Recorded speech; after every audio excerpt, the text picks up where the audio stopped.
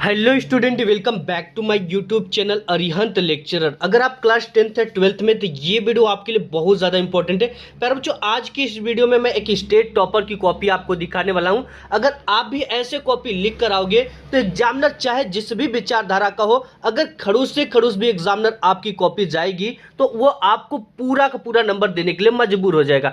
आप कहोगे कि सर मेरी हैंड राइटिंग खराब है तो मेरे तो नंबर कटेंगे ही कटेंगे, लेकिन मैं कहता हूं कि मैं खुद एक एग्जामिनर हूं, 7 सालों से बोर्ड एग्जाम की कॉपी चेक कर रहा हूं। ऐसे में मैं तमाम उन एग्जामिनर से बात करता हूं, उस शिक्षक से बात करता हूं जो आपकी कॉपी को चेक करते हैं, क्योंकि हमारी विचारधारा अलग है, बाकी शिक्षकों की विचारधारा अलग है। मैं सभी से ये पूछता हूं कि आपने कॉपी में क्या देखकर नंबर काटा, क्या खराब हैंडराइटिंग पर भी आपने नंबर काटा? तो उन्होंने कहा अगर हैंडराइटिंग पढ़ने योग्य है तो उस पर एक भी नंबर नहीं कटेगा। तो हमने यही पूछा कि भाई जब भी बच्चे कॉपी लिख कर आते हैं, पूरा का पूरा लिख कर आते हैं, फिर भी उनके 10 से नंबर 15 नंबर जो है वो कट जाते हैं। आखिर ये क्यों कटते? तो वो चीजें जो उन्होंने बताई वो चीजें आज की इस वीडियो में मैं आपको बताऊंगा। और एक छोटी सी गलती से अगर आप बच जाओगे तो आपका एक भी नंबर नहीं कटेगा और टॉपर आप बन जाओगे। ठीक है, एग्जाम में कॉपी कैसे लिखना है और लिखने का सबसे बेस्ट तरीका क्या होता है आज की इस वीडियो में देख लेना। यहाँ पे हमारे पास टॉपर की बहुत सारी कॉपी है। ठीक है, यहाँ पर देख सकते हो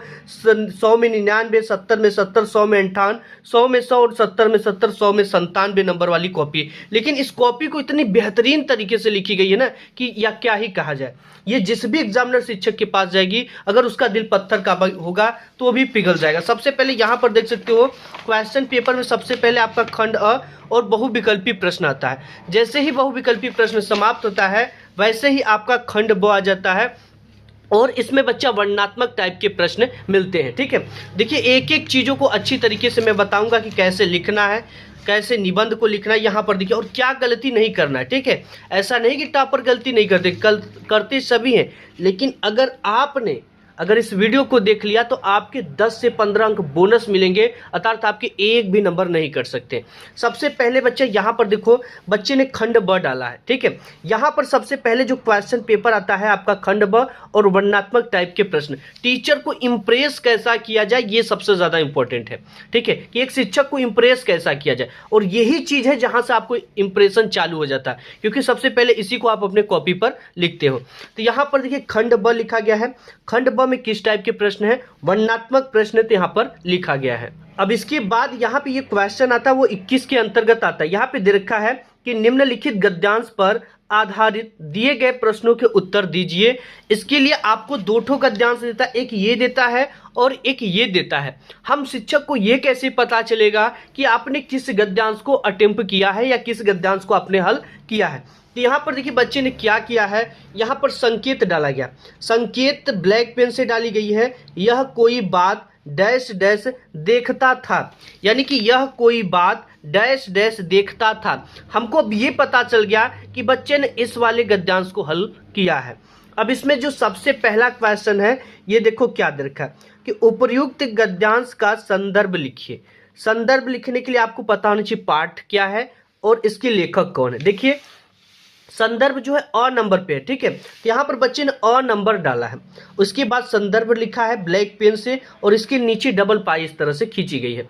यहाँ पर लिखा कैसे देखो कि प्रस्तुत गद्यांश हमारी पाठ्य पुस्तक हिंदी के गद्य खंड में संकलित मित्रता को ब्लैक पेन से इन्वर्टेड कॉमा में मित्रता नामक पाठ से अवतरित है। ठीक है, इस पाठ के जो लेखक हैं वो आचार्य रामचंद्र शुक्ल जी हैं। अब यहाँ पर देखो हिंदी को ब्लैक पेन से लिखा गया एंड इसके शीर्षक को ब्लैक पेन से लिखा गया एंड जो आपके लेखक हैं इनको ब्लैक पेन से और इन्वर्टेड कामा में लिखा गया, ये कामा लगाकर। ऐसे ही आपको भी लिखना है और ये 2 नंबर का था तो इस बच्चे को पूरा का पूरा 2 नंबर यहाँ पे मिल गया। अब इसके बाद आपका दूसरा देता है कि गद्यांश के रेखांकित अंश की व्याख्या कीजिए। व्याख्या किसकी करनी होती है बच्चा? ये जो गद्यांश है यहाँ से लेकर यहाँ तक के शब्द के नीचे, ठीक है, यहाँ तक के शब्द के नीचे इस तरह की एक रेखा, इस तरह की एक लाइन की खींची गई, इसी की व्याख्या हमको अपने शब्दों में करना होता है। फॉर एग्जाम्पल यह कोई बात नहीं है। ठीक है, ये कोई ऐसा ये सत्य नहीं है कि एक ही स्वभाव जिसकी जो रुचि हो, प्रकृति हो, रुचि के लोगों में ही मित्रता हो सकती है। समाज में बहुत सारे लोग कहते हैं कि विभिन्नता को देखकर लोग एक दूसरे की ओर आकर्षित होते हैं। ठीक है, यानी कि विभिन्न, जैसे कि आप में कॉमेडी का गुण दूसरे दोस्त में, तो आप उसकी तरफ आकर्षित हो जाते हैं और बहुत अच्छा हंसाता है। ठीक, किसी में मजाक करने का ट्रेंड होता है तो उसके गुण को आप देखकर आकर्षित हो जाते हो। कोई बच्चा पढ़ने में तेज होता है तो उसके गुण को देखकर आप उसकी ओर आकर्षित होते हैं। तो यहाँ पर देखिए ब नंबर पे है, तो यहाँ पे बच्चे ने ब नंबर डाला और हेडिंग सबसे पहले इंपॉर्टेंट है, रेखांकित अंश की व्याख्या। ठीक है, ये हेडिंग डाली गई, इसके नीचे डबल पाई खींचा गया है। और देखिए रेखांकित अंश की व्याख्या लिखने से पहले एक चीज यहां पर लिखी गई है। क्या लिखी गई है कि प्रस्तुत पंक्ति में लेखक कहते हैं कि, इतना लिखना है आपको। इतना लिखने के बाद यहां से लेकर यहां तक शब्द के नीचे पूरी की पूरी व्याख्या आपको कर देना, जैसे यहाँ पे स्टूडेंट ने किया है। ठीक है, बच्चे ने किया है और इसका 2 अंक मिला है। अब एक चीज मैं आपको बताऊं, इसमें गलती क्या है थोड़ी सी, कि एक क्वेश्चन करो ना तो 2 लाइन का गैप करो, कम से कम 2 लाइन का गैप करिए। ठीक है, ऐसा में करने में क्या होता है, शिक्षक को यहाँ पे नंबर देने में आसानी होती है। तो यहाँ पर इसका 2 नंबर मिला है, साइड में दिया गया है। और इसके बाद एक क्वेश्चन देता है इसमें, देखो ये है कि व्यक्ति एक दूसरे की ओर क्या देखकर आकर्षित होते हैं। ठीक है, तो देखो ये नहीं कि अब के बच्चे जो आकर्षित हो रहे हैं उसकी आकर्षण की बात नहीं की जा रही है कि हाँ किसी गर्ल्स को देखे और आकर्षित हो गए, ये नहीं। विभिन्नता को देखकर यहाँ पर कुछ चीजों को देखो, जैसे व्यक्ति एक दूसरे की ओर क्या देखकर आकर्षित होता है। तो यहाँ पर ये मेन है, व्यक्ति हो गया, क्या देखकर आकर्षित होना, तो आकर्षित यहाँ पे मिल गया। तो समाज में विभिन्नता देखकर लोग एक दूसरे की ओर आकर्षित होते हैं। एक एक टॉपिक इसमें मिलता है और इसी में से खोज लोगे तो ही इसका पूरा आंसर हो जाएगा। यहाँ पे 100 नंबर डाला गया है, व्यक्ति एक दूसरे की ओर विभिन्नता देखकर आकर्षित होते हैं। ये 2 नंबर का है तो 2 नंबर इसको पूरा का पूरा मिल गया। अब इसके बाद जो आपका आता है पेपर में वो क्या आता है, देखिए यहाँ पर बच्चा 22 नंबर आ जाता है। ठीक है, ये दे रखा है आपका 22 नंबर कि ये देखो, निम्नलिखित पद्यांश पर आधारित दिए गए प्रश्नों के उत्तर दीजिए। 6 मार्क्स का है। अब इसके भी नीचे आपको टोटल 3 प्रश्न दे रखे हैं। यहाँ पे कि उपयुक्त पद्यांश का संदर्भ लिखिए। अब इसका संदर्भ कैसे लिखा गया इस चीज को देख लेते हैं। तो देखिए जो ब्लैक स्केच होता है आपके बोर्ड एग्जाम में अलाउ होता है। ठीक है, तो यहाँ पर ब्लैक स्केच से बच्चे ने पद्यांश उत्तर लिखा है, ये काफी मोस्ट इंपॉर्टेंट है, ऐसे आपको भी लिखना है। और एक चीज, हैंड राइटिंग खराब है तो आपको कैसे लिखना है इस चीज को भी मैं बताऊंगा और क्या सबसे इंपॉर्टेंट चीजें होती हैं। यहाँ पे देखिए प्रश्नोत्तर संख्या 22 डाला गया है और इसके नीचे इस तरह से डबल पाई खींच दिया गया है। अब यहाँ पर एक संकेत दिया गया है कि उधो मोहे डैश डैश जदू तात, और यहाँ पर देखिए किसको अटेम्प्ट किया गया, क्योंकि 2 ठो पद्यांश भी देता है। तो यहाँ पे उधो मोहे डैश डैश जदू तात, तो यहाँ पर ये लिखने से पता हो गया कि आपने बच्चे ने इसको हल किया है। ठीक है, अब यहाँ पर पहले नंबर पे इसका कि उपयुक्त पद्यांश का संदर्भ लिखिए। अब यहाँ पर अ नंबर डाला गया है और यहाँ पर हेडिंग डाली गई है संदर्भ। ठीक है, ब्लैक पेन से इसके नीचे डबल पाई, लिखा कैसे गया देख लो, क्योंकि जो गद्यांश और पद्यांश के संदर्भ लिखने में अंतर होता है और इसी अंतर को देखकर एग्जामिनर आपको नंबर देते हैं। यहाँ पे लिखा गया है कि प्रस्तुत पद्यांश हमारी पाठ्य पुस्तक हिंदी को ब्लैक पेन से इन्वर्टेड कॉमा में के पद्य खंड में संकलित सूर सागर के पद नामक पाठ से लिया गया है और इसके जो रचयिता हैं वो कवि सूरदास जी हैं। अब इसमें देखिए इसके रचयिता कवि लिख रहे हैं और हम गद्यांश में क्या लिखते थे, लेखक लिखते थे, और इसमें कवि लिखेंगे और इसमें पद्यांश लिखेंगे। यहाँ पर हिंदी को ब्लैक पेन से, शीर्षक को ब्लैक पेन से एंड कवि को ब्लैक पेन से, इन्वर्टेड कॉमा में होनी चाहिए इस चीज़ों को। ठीक है, तो ये आपका है 2 नंबर का। तो यहाँ पर देखिए शिक्षक ने इसको चेक किया लेकिन पूरा नंबर यहाँ पर दे दिया है, ऐसा भी होता है। एंड यहाँ पे दूसरा आपका देता है, ये देखो कि रेखांकित अंश की व्याख्या कीजिए। अब यहाँ पर है ब नंबर डाला गया है और यहाँ पे हेडिंग है रेखांकित अंश की व्याख्या, इसके नीचे डबल पाई खींच दिया गया है ब्लैक पेन से। अब देखो इसको लिख रहे, इस पंक्ति में पूरी की पूरी व्याख्या लिखी गई, लेकिन एक चीज आपको ये ध्यान देना है, एक चीज ये लिखना है कि प्रस्तुत पद्यांश में कवि कहते हैं कि, ऐसे लिखोगे तो और भी अच्छा रहेगा। हालांकि ये अच्छा है, लिखा गया बहुत बेस्ट है और इसको पूरा का पूरा 2 नंबर यहाँ पर मिला है। ठीक है, इसको जोड़कर तीनों को। और एक क्वेश्चन इसमें देता है क्या, गोपी ग्वाल बाल के साथ कौन खेलता है। यहाँ पे दे रखा है 100 नंबर कि गोपी ग्वाल बाल के साथ श्री कृष्ण भगवान खेलते हैं, जो कि आपको इसी में से आंसर इसका मिल जाता है। अब इसके बाद आपका नेक्स्ट क्या आता है, आप चाहो तो इसको करिए, आप चाहो तो इसको करिए। ठीक, दोनों में से किसी एक को आप कर सकते हो। 23 नंबर क्वेश्चन क्या है देखो यहाँ पे कि निम्नलिखित संस्कृत गद्यांश का संदर्भ सहित हिंदी में अनुवाद कीजिए। आपको संदर्भ लिखने का 2 नंबर एंड हिंदी में अनुवाद करने का 3 नंबर, टोटल आपको 5 नंबर यहाँ से मिल जाते हैं। देखिए लिखा कैसे गया है, सबसे इंपॉर्टेंट चीज ये है, यहाँ पर देखिए डाला गया है संस्कृत गद्यांश उत्तर। देखिए टीचर जो होता है ना काफी फास्ट होता है, पर कॉपी चेक करने का पैसा मिलता है, इसीलिए चीजों को आप हाईलाइट कर दोगे ना, सिर्फ उसी को देखकर वो आपको नंबर दे देगा। जैसे हमने गद्यांश लिखा था, उसमें शीर्षक के नाम को, लेखक के नाम को ब्लैक पेन से लिखा। तो ये सब चीज़ों का ध्यान देना, और कोई आपकी कॉपी पढ़ता नहीं है, ठीक है। आपने क्या लिखा ये मैटर नहीं करता है, आपने कैसे लिखा ये सबसे ज़्यादा मैटर करता है। तो ये लिखने की तरीका, फॉर्मेलिटी आपकी पूरा होना चाहिए, जैसे कि फॉर्मेट क्या है लिखने का, ठीक है, क्योंकि टीचर के सामने प्रस्तुत कर रहे हो। तो यहाँ पे संस्कृत गद्यांश ये चीज़ें ऊपर डाली गई है। प्रश्नोत्तर संख्या 23 यहाँ पे डाला गया है, क्योंकि 23 के अंतर्गत ये आता है। और यहाँ पे एक संकेत दे रखा है। संकेत इसलिए दे रखा है क्योंकि ये जो आपके संस्कृत के गद्यांश है ना, ये भी 2 ठो आते हैं, कि ये आता है और एक ही आता है। इन दोनों में से किसी एक को हल करना होता है। तो यहाँ पे बच्चे ने डाला ऐसा कर्म कर्म विराणाम सर्वत्र प्रसृत। तो यहाँ पे है ऐसा कर्म विराणाम सर्वत्र प्रसृत, यानी इससे स्पष्ट हो गया कि बच्चे ने इस वाले संस्कृत गद्यांश को अटेम्प्ट करने का फुल कोशिश किया है और किया भी है। इसके बाद संदर्भ हेडिंग डालना है। प्रस्तुत, देखो इसमें थोड़ा सा अलग होता है गद्यांश पद्यांश से लिखने पर, ठीक है। इसका संदर्भ यहाँ पे कि प्रस्तुत संस्कृत गद्यांश हमारी पाठ्य पुस्तक हिंदी को ब्लैक पेन से इन्वर्टेड कॉमा में के संस्कृत खंड में संकलित भारतीय संस्कृति, इस देखो शीर्षक इसको ब्लैक पेन से इन्वर्टेड कॉमा में नामक पाठ से अवतरित है। इसमें बताया गया है कि भारतीय संस्कृति का शिक्षा क्या है। ये बहुत इंपॉर्टेंट चीज़ है। देखिए ये बहुत इंपॉर्टेंट चीज़ है कि उसमें क्या बताया गया है, इसको यहाँ पर लिखा गया है, ठीक है। तो ये बहुत इंपॉर्टेंट है। आप चाहे जो भी गद्यांश पद्यांश करो संस्कृत के, उसमें क्या चीज़ का वर्णन है, शिक्षा का वर्णन है, क्या चीज़ से सीख मिलती है, कर्म करने के लिए बोला जाता है, उसे जरूर लिखो। वाराणसी वाला चैप्टर है, इसमें वाराणसी के घाटों की विशेषता बताई गई है, ठीक है। ये सब चीज़ें लिखना बहुत ज़्यादा इंपॉर्टेंट होता है। और इसके बाद हिंदी में अनुवाद हेडिंग डाला गया है और पूरी की पूरी अनुवाद इस तरह से लिखी गई, ठीक है। 2 नंबर आपको इसका मिलता है। अब देखिए 2 नंबर यहाँ पर मिला है। और इसके बाद यहाँ पर नेक्स्ट पेज पर देखते हैं, नेक्स्ट पेज पर पूरी व्याख्या इस तरह से लिखी गई, तो 3 नंबर इसका मिला है। इसके बाद आपका नेक्स्ट जो आ जाता है बच्चा, वो क्या आ जाता है, 24 नंबर। ये देखिए 24 नंबर दे रखा है कि निम्नलिखित संस्कृत पद्यांशों में से किसी एक का संदर्भ सहित हिंदी में अनुवाद कीजिए। संदर्भ लिखने का 2 नंबर एंड हिंदी में अनुवाद करने का 3 नंबर, टोटल आपको यहाँ से 5 नंबर मिलेंगे। यहाँ पे 2 ठो संस्कृत का पद्यांश दे रखा है। देखते बच्चे ने किसको अटेम्प्ट किया है। देखिए यहाँ पे लिखा क्या गया है, संस्कृत पद्यांश उत्तर, प्रश्नोत्तर संख्या 24 डाली गई है।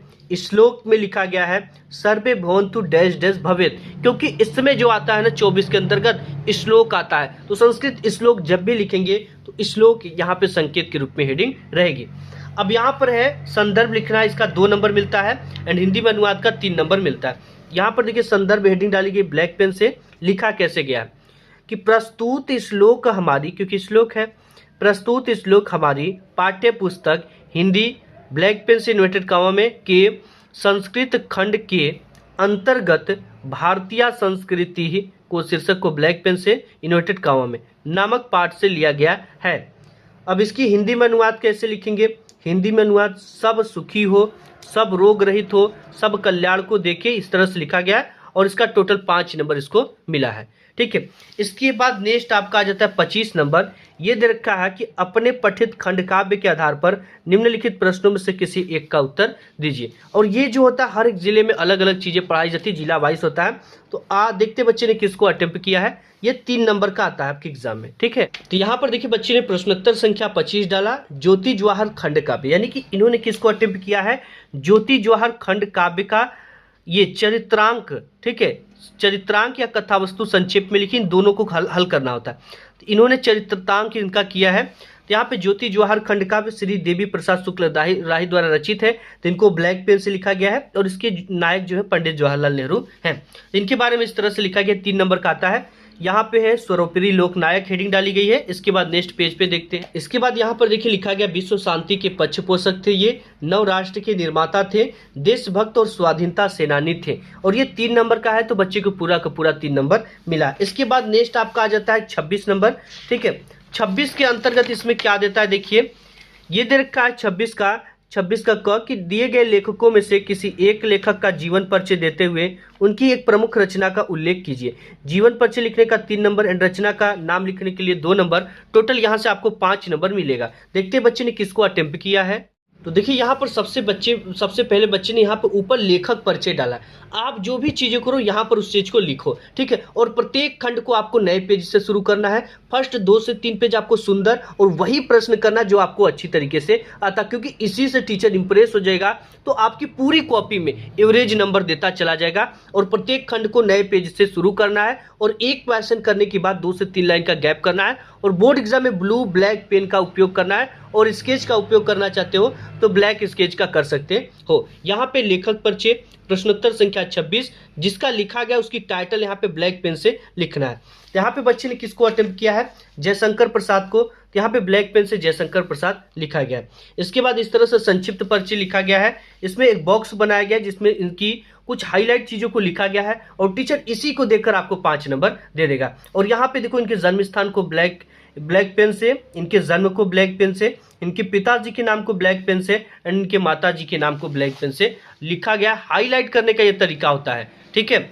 और यहाँ पर देखो इस तरह से लिखी गई इनकी मृत्यु को ब्लैक पेन से, इनकी कुछ प्रमुख रचनाओं को लिखा गया है जैसे यहाँ पे नाटक को, ठीक है, उपन्यास को, कहानी को, महाकाव्य को, कविता संग्रह को। ऐसी लिखी कॉपी जिस भी शिक्षक के पास जाएगी अगर उसका दिल लोहे का भी होगा ना तो पिघल जाएगा बच्चा, ठीक है। ऐसे आपको लिखना है इन सब चीज़ों को ध्यान देकर।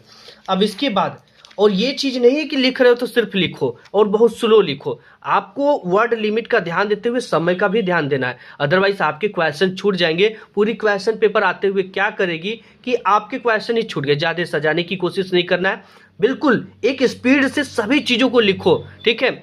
भले ही आपकी हैंडराइटिंग पढ़ने योग्य रहनी चाहिए, बस साफ सुथरी। हैंडराइटिंग खराब है तो यहाँ से देखो बड़ा और ही के बीच में कितनी दूरी गई है, पेन की मोटाई इतना दूरी रखना है आपको, बस इसी चीज़ का ध्यान देते हुए और अक्षर आपका पढ़ने योग्य हो, आपको नंबर पूरा मिल जाएगा, ठीक है। इसके बाद यहाँ पे ख नंबर कि दिए गए कवियों में से किसी एक कवि का जीवन परिचय देते हुए उनकी एक प्रमुख रचना का नाम लिखिए। जीवन परिचय लिखने का 3 नंबर, रचना का नाम लिखने के लिए 2 नंबर, टोटल आपको 5 नंबर मिलेगा। यहाँ पे सूरदास, बिहारी लाल और महादेवी वर्मा दे रखे हैं। देखते बच्चे ने किसका लिखा है। नेक्स्ट देखिए यहाँ पर कवि परिचय बच्चे ने लिखा है, तो ऊपर डाला कवि परिचय और यहाँ पे डाला गया प्रश्नोत्तर संख्या 26 का ख और यहाँ पे लिखा गया सूरदास जी, ब्लैक पेन से हाईलाइट करते हुए लिखा गया है। और इनका यहाँ पे संक्षिप्त परिचय लिखा गया है। यहाँ पर नाम में लिखा गया सूरदास, इनके देखो कुछ चीज़ों को हाईलाइट करते हुए लिखा गया, यहाँ पर आप देख सकते हो। ऐसे आपको भी एग्जाम में लिखना है एक बॉक्स बनाकर। और यहाँ पे जीवन परिचय ब्लैक पेन से हेडिंग डालकर, इनके जन्म को ब्लैक पेन से, इनके जन्म स्थान को ब्लैक पेन से, इनके पिताजी के नाम को एंड इनके माताजी के नाम को ब्लैक पेन से यहाँ पे लिखा गया। नेक्स्ट पेज पे देखते हैं। पेज पर देखिए कुछ इस तरह से लिखा गया है, इनके गुरु के नाम को वल्लभाचार्य को ब्लैक पेन से एंड इनकी मृत्यु को ब्लैक पेन से, कहाँ पे हुई थी स्थान को ब्लैक पेन से। हाईलाइट करने का यही तरीका होता है। अब यहाँ पे सूरदास जी की जो प्रमुख रचना है 3 नंबर इसका मिलता है एंड 2 नंबर इनकी रचनाओं का नाम लिखने का मिलता है, तो इसका आपको 2 नंबर, टोटल 5 नंबर फ्रंट पे इसका मिल चुका है। एंड इसके बाद नेक्स्ट आपका आ जाता है एग्जाम में 27 नंबर। ये देता है कि अपनी पाठ्य पुस्तक से कंठस्थ किया हुआ कोई एक श्लोक लिखिए जो इस प्रश्न पत्र में न आया हो। 2 अंक के आता है। और देखते बच्चे ने किसका और कैसे लिखा है। देखिए यहाँ पर क्या लिखा गया है, प्रश्नोत्तर संख्या 27 श्लोक लेखन। सबसे इंपॉर्टेंट चीज है ये लिखना। और जब भी श्लोक लिखो ना तो आपको बीच में लिखना, इधर से कुछ जगह छोड़कर, इधर से कुछ जगह छोड़कर बीच में लिखना है, ठीक है। यहाँ पर लिखा गया है इस तरह से। और इस बच्चे को 2 अंक का था तो 2 अंक पूरा का पूरा मिला है।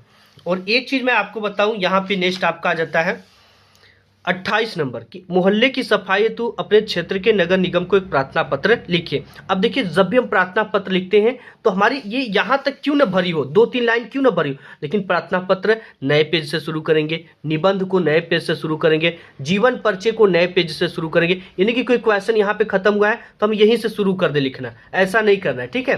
तो इन सब चीज़ों का ध्यान देना है आपको, छोटी छोटी चीज़ों का। देखते बच्चे ने इसको, इसमें 2 ठो दे रखा, एक ये 4 नंबर का है, एक अथवा में आप इसे भी कर सकते हो कि अपने जन्मदिन पर मित्र द्वारा भेजे गए उपहार के लिए धन्यवाद पत्र लिखिए। देखते बच्चे ने किसको अटेम्प्ट किया है। यहाँ पर देखिए सबसे पहले ऊपर डाला गया पत्र लेखन, ये बहुत इंपॉर्टेंट है। प्रश्नोत्तर संख्या 28 के अंतर्गत आता है। सेवा में लिखने के बाद कामा, इसके नीचे स्वास्थ्य अधिकारी नगर निगम प्रयागराज। अब यहाँ पे विषय ब्लैक पेन से डाला गया, ये 4 चांद लगा देता है और ये सबसे सही तरीका है इसे ब्लैक पेन से लिखना, ठीक है, जिसके लिए बोला गया हो। इसके बाद बाद महोदय, महोदय के बाद ब्लैक पेन से लिखना है और कामा लगाना है। ये जहां से कामा इंड होता है वहीं से सविनय निवेदन है कि ये पूरी बातें आपको लिखने के बाद ये सबसे इंपॉर्टेंट होता है कि आगे की कुछ लाइन छोड़कर जब आप उनसे रिक्वेस्ट करोगे तब, अतः आपसे अनुरोध है कि मोहल्ले की गली में जल्द से जल्द सफाई कर्मचारियों से कहकर सफाई कराने की कृपा करें। अब यहाँ पे धन्यवाद और यहाँ पे दिनांक लिख लेना। भवदीय में नाम नहीं लिखा जाता, क ख ग घ लिख देना, गांव का नाम अपने लिख देना, ठीक है। इसके बाद गांव का नाम इसलिए कि उस गांव में जाकर ही सफाई कराएगा। अब इसके बाद 29 नंबर क्वेश्चन दे रखा है कि निम्नलिखित प्रश्नों में से किन्हीं 2 प्रश्नों के उत्तर संस्कृत में दीजिए। यहाँ पे है कुत मरणम मंगलम भवति, पुरु राजा केन से युद्ध करोतम। देखते बच्चे ने किसका लिखा है। यहाँ पर देखिए लिखा डाला गया प्रश्नोत्तर संख्या 29। पहला नंबर किया गया है, पहला नंबर का क्वेश्चन एग्जामिनर पढ़ेगा कि कुत मरणम मंगलम भवति, लिखा क्या गया है वाराणस्याम मरणम मंगलम भवति। इसके बाद देखो यहाँ पे तीसरा किया गया, इससे टीचर कभी कंफ्यूज नहीं होता है। यहाँ पे देखो तीसरा देखेगा, ठीक है, वो दूसरे को नहीं देखेगा। अगर यहाँ पे आप दूसरा डाल दोगे पता चला कि आपने तीसरा का आंसर लिखा है तो शिक्षक जो है कंफ्यूज हो जाएगा। इसलिए यहाँ पे ये जितने भी नंबर है जिस नंबर को कर रहे हो यहाँ पे डालना जरूरी है। तो तीसरा हम पढ़ेंगे ज्ञानम कुत्र संभवति। तो यहाँ पर बच्चे ने क्या लिखा है, ज्ञानम सर्वत्र संभवति।